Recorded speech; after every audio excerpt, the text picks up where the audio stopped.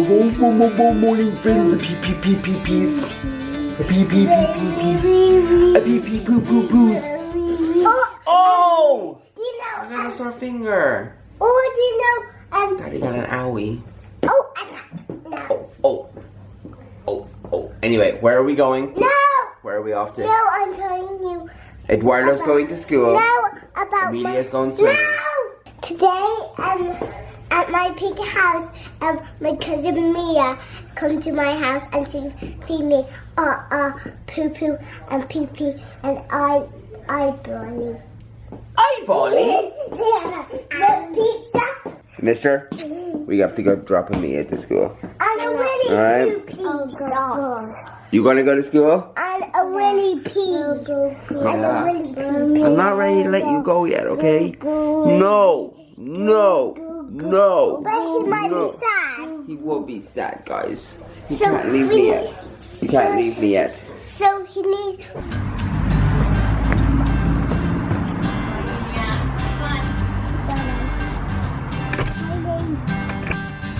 Let's get a raincoat. We're in Christmas and all the bees too.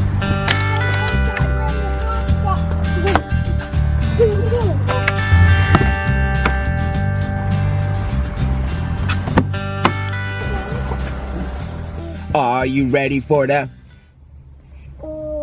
school run? It's a Monday morning. It's the middle of June. Most people are off school. But it's Preschool never ends. Don't be confused with the trends. Preschool does never end, by the way. I see people saying that ours Emilia not on school holidays or anything like that. Preschool, which you probably don't remember ever going to preschool, but it never ends. It's all year round. Percolates! We watched Hercules driving up in Blue Water yesterday. I fear it's going to just turn on and start playing now. Can you put Hercules? Don't do it. Don't do it. Are you always this artistic? What is this? My name is Hercules. Percolates before school. Yes? So I was flicking through the comments there this morning, and you know, sometimes rumors and things start about me or my family because sometimes people would say something and then they'd be left unchecked, you know, and then I don't really want to make these videos about me responding to like rumors or questions, because ever since getting, I suppose, the term is popular on YouTube, people try to villainize you. You have to be like a bad person because lots of people watch your videos. Hello, mister. Not 100% sure what's going on here. So I decided, why don't I just sit here and one time only, let's talk about all the rumors. So I started making videos. Fun little short YouTube videos that were like little animations and little fun things. I was spending ages writing, coming up with really cool ideas and filming them and then putting them on the internet. And nobody watched them. About 50 videos later, I was walking Albi up Killiney Hill, and I decided I was going to do a follow me around video. That's what like vlogs were called. Before vlogs became like vlogs, they were like follow me around videos. People really liked it. They were like, that's so cool. Like, I decided that I was going to start making these videos like every day for a week. You can watch that video. It's the first SACCONEJOLYs video. I think it's SACCONEJOLYs Day 1 it's called. And for the first few years of doing this, it was just basically vlogs about my life. And you know, my girlfriend, who had a YouTube channel, would sometimes appear in my videos, you know, or sometimes I'd be like, if I put Anna on a thumbnail, I'll probably get more views.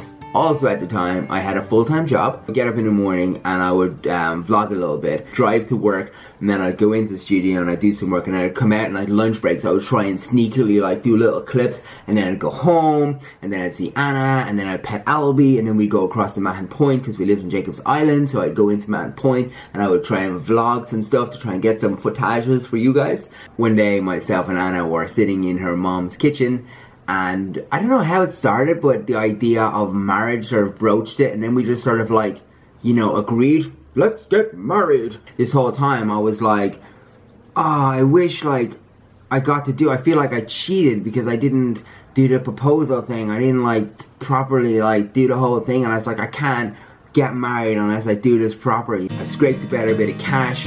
I went to this jeweler's. I bought this piece of glass, shiny glass. You guys seen the video, you know, post to Anna, did it properly, felt much better about myself, went on, got married. Then one day, Anna said, Jonathan, I would like to have a baby. I had just figured out how to actually manage my own life, not alone being responsible for another human being. So I was a little bit apprehensive. I was like, are you sure? A little bit of convincing, bribery, so on and so forth. We got pregnant. I bought this like little cheapo pregnancy. It was even 99p, euro cent, 99 cent. It was like whatever I get my hands on. I brought it home. I went up the stairs, handed it to Anna. So I'm blogging away thinking like, oh yeah guys, this is cool, yeah, here you go, good luck. You know, she closes the door, goes inside, and I'm thinking, oh, this is fun, you know, let's vlog this. She comes at the door and shows me a positive pregnancy thing, and I'm just like, so I ended the video there, because I was like, oh, we just leave it as a cliffhanger as anyway, and we just won't talk about it. And because like I need to call my mom, I need to tell people we're pregnant before I tell the internet we're pregnant. Anyway, the next day video went up and everyone went crazy because we didn't tell them. And then the day after that I was actually sick, so that vlog was just me being sick, so we didn't like follow up on it because I didn't really think about it. And then everyone just, and that was like my first sort of experience with trolling. Like people hated me, and I was like, what?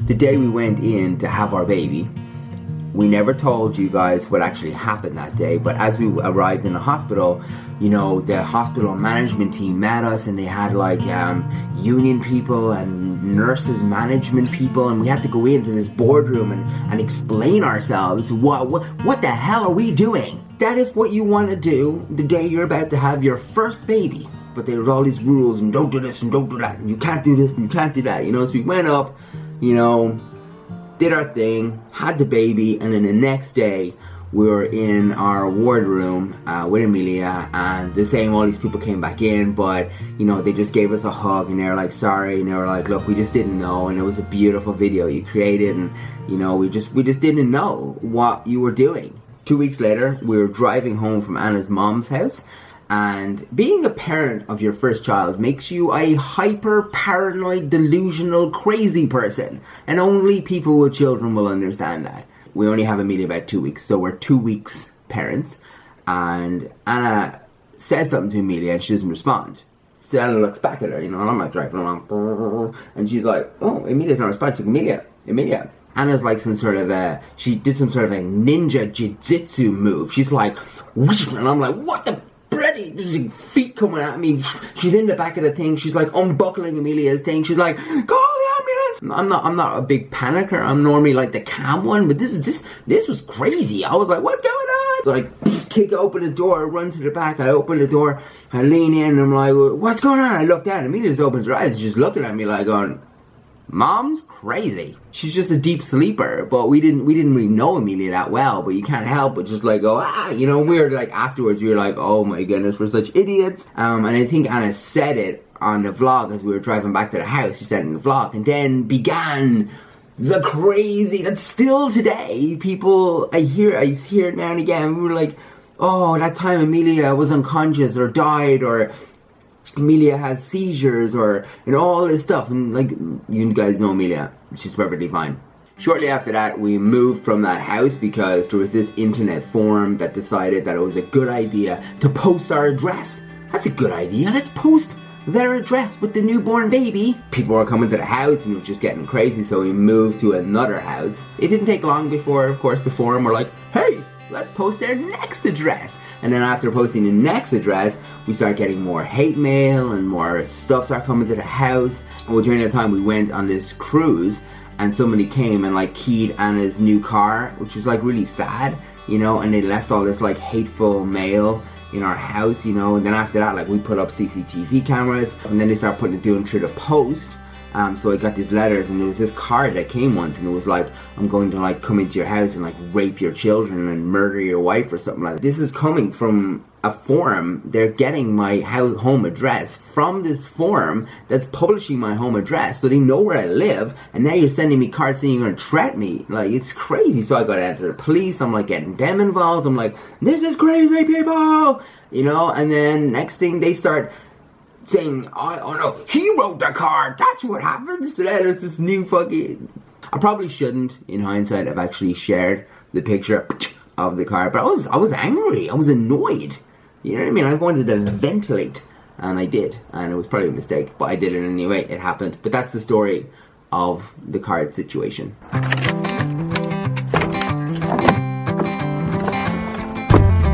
So shortly after that, we decided that we were going to move to the UK.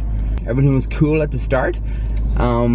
Shortly after that, I think my old friendly forum, excuse me, Hercules, decided to publish once again our address, and then sort of told everybody where you could go to harass, bully, and basically troll.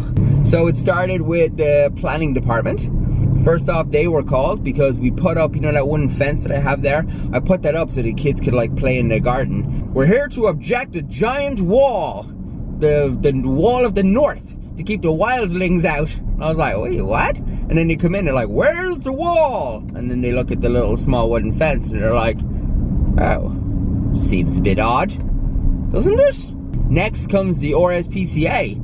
Oh my goodness, these dogs are living in destitute and disorder, and the poor little guys, and oh my goodness. And they're like, where are these animals? We must save them. Oh. So they're the dog. Oh. Next thing, child services get involved. Child services started to receive gifts and screenshots and videos of these children living in destitute, and oh my goodness, and like any child services agency out there, they have to investigate it, because they're like, is this for real? Is this serious? You know, so they contact us and they're like, you know, we're not opening a case because we don't really know what's going on here, but is this for real? Hop in for the win. Is it really squeezy? Daddy, you need to get a dog step. So a really, really, really big dog step, so the dogs can get out on their own in the new car. Okay, new big car with enough room for the doggies that also has a doggy step. Yeah. Okay. So we made an appointment and we had a meeting with social services. We just kind of explained to them what we were doing, and, you know, about the trolling and what people were saying and stuff like that. We were open to sort of coming up with a solution that meant that I didn't want their time being wasted, because that's what was happening. People were contacting them, and, you know what I mean, they have an obligation to, like, you know what I mean, investigate every single claim, because it's important. You know, children's welfare is important, but not to waste time. You know, so now we have a sort of an open relationship with them where, you know, they accept the claims and they just look at them, and then they understand what we're doing, and they know how to look at a viable claim versus someone who's just trying to troll us, just trying to get at us and ruin our lives. Our local MPs have been contacted. Swimming clubs have been contacted, dancing clubs, ballet clubs, everything that the kids have been involved in, every friendship we've ever met. It's like this virus that exists that is just coming at everything we do, our commercial relationships, our brand relationships, our friendships, our work, everything. It's like, wowzers. Everybody can be an idiot sometimes, and everybody can say things sometimes, and I didn't train to become the person I am, or to have this audience. You guys like me because I'm just me, you know, and then that same reason, sometimes I say things which might upset people, like when I made that joke about drugging Anna, and then suddenly it just spiraled out of control, and then I was like, oh my goodness, it was just a funny joke, and like everyone thought it was funny, and then some people I offended people. I was like, oh my goodness. And then I deleted the video. I donated a large amount of money to a charity as sort of an apology and then as punishment to myself. And moral of the story, lads, there's no scripts, there's no strategies, there's no plans. I had no plan for what I made yesterday or what I'm going to do tomorrow. I was just dropping Emilia to school this morning and this just popped into my head and I was thinking about it and I ended up making this whole video. It's amazing that, like, when I was younger and I was going through some crap, I would have watched SACCONEJOLYs. When I was older and I was in relationships, I would have watched SACCONEJOLYs. When I had my first baby with Emilia and I wanted to know what other people were doing, I would watch SACCONEJOLYs. Right now, married with children, I watch SACCONEJOLYs because I just think it's a good video thing, you know? I don't know why people make up so many rumors about us and stuff, you know? That's the story. I hope you've learned something from it. I hope you've enjoyed this video. Hopefully you'll come back again soon.